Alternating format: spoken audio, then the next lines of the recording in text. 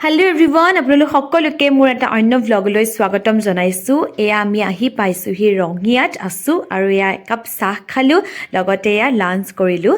যিহেতু আমি পেইন গেষ্টত আছোঁ, তেওঁলোকে আমাক এইখিনি যোগান ধৰিছে। আৰু এয়া এতিয়া ইভিনিং সময়ত আমি অলপ ওলাই আহিম বুলি আহিলোঁ। ৰঙিয়া তিনিআলিলৈ ষ্টেচনৰ পৰা দূৰত্ব হৈছে 1.5 কিলোমিটাৰমান। আমি সিমানখিনি দূৰত্বতে আছোঁ। এয়া ৰঙিয়া তিনিআলিতে আছোঁ আমি, যিহেতু তিনিআলিটো অকণমান এক্সপ্ল'ৰ কৰোঁ বুলি ভাবিলোঁ। সেয়েহে ৰঙিয়া তিনিআলিত প্ৰথমে শিৱ মন্দিৰ এটা দেখিলোঁ, তাৰপিছতে দুৰ্গা মন্দিৰ দেখিলোঁ আৰু অলপমান লেফ্ট ছাইডত গ'লোঁ আৰু এখন ধুনীয়া পাৰ্ক দেখিছোঁ, পদুম পুখুৰী। আহকচোন পাৰ্কখন আমি অলপ পদুম পুখুৰীলৈ সাদৰিছোঁ। এতিয়া আমি ভিতৰলৈ সোমাই যাওঁ, আহক।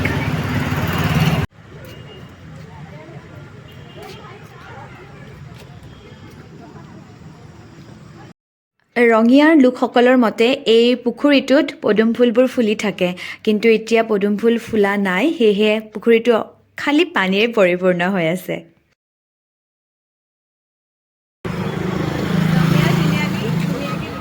আমি এতিয়া আহিলোঁ, ফ্ৰী টিকেট।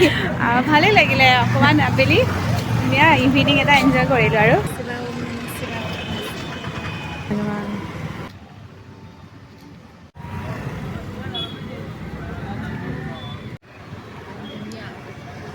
গৰম ধুনীয়া লাগিছে। এইটো ৰুমটো মানে বিচনাখন দেখাই আছোঁ মই। এফালে কিটচেন, কোনোবা যদি আহে বিচাৰে বনাই কৰি খাব পাৰিব। এতিয়া ব্লেংকেট দি গ'লহি আমাক। সেইফালে বাথৰুম আছে, এইফালে এটা বেচিন আছে। এতিয়া মই গৈ আছোঁ ৰঙিয়া তিনিআলি, তামোলপুৰ যাম যিহেতু।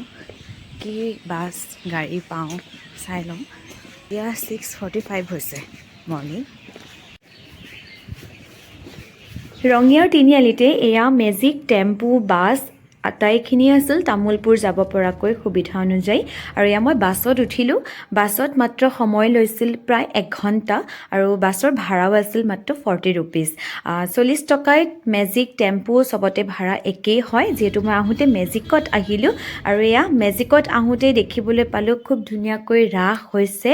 আমাৰ এইফালে যেনেকৈ দুৰ্গা পূজাৰ মণ্ডপসমূহ সজায়, তেনেকৈ ৰাস্তাত এয়া ধুনীয়াকৈ লাইটিং কৰি এয়া ৰাস পাতিছে, যিহেতু মূৰ্তি ৰাস হয়। আৰু এয়া আহি আছোঁ। ইমানেই আছিল মোৰ ভ্লগটোত আজি। যদি ইনফৰ্মেটিভ ভ্লগ বুলি ভাবিলে তেতিয়াহ'লে please like, comment, share, subscribe আৰু পেজটো ফ'ল' কৰিবলৈ নাপাহৰিব। থেংকছ ফৰ ৱাচিং মাই চেনেল। আকৌ লগ পোৱাৰ আশাৰে আজিলৈ আহিছোঁ। বাই।